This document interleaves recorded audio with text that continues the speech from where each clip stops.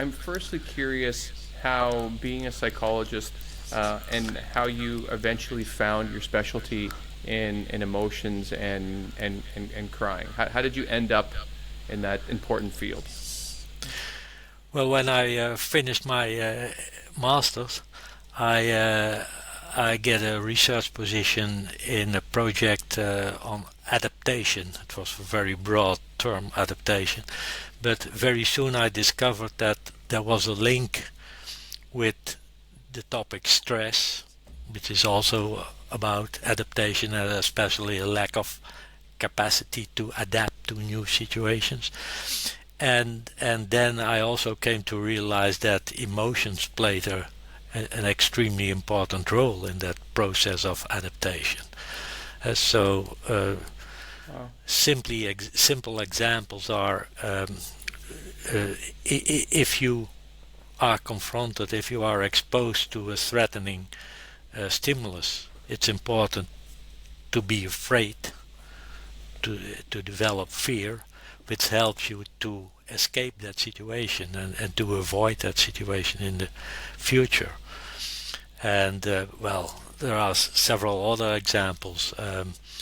Rather new insight is, for example, physical disgust.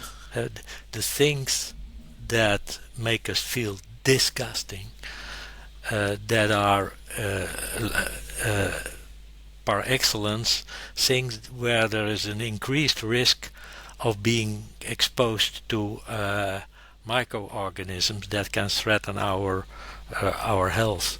Like so you have to think on decaying bodies, um, bodily fluids, and excrements, Right. Spoiled food. spoiled food, and so on and so on. So that's important for our physical well-being. And then you have emotions which are more important for our social well-being, especially because we are a social species, so we cannot live alone. We also need to be connected to others, and so it's important that we, in case that we do something wrong, that we can show guilt feelings and that we can show shame, because guilt feelings that makes us try to do our utmost best to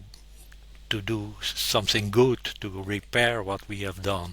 And if we feel shame, then we became humble, and others are more inclined to forgive, and we are again welcome in the group. So that are all these Right. emotions, they have their very important functions.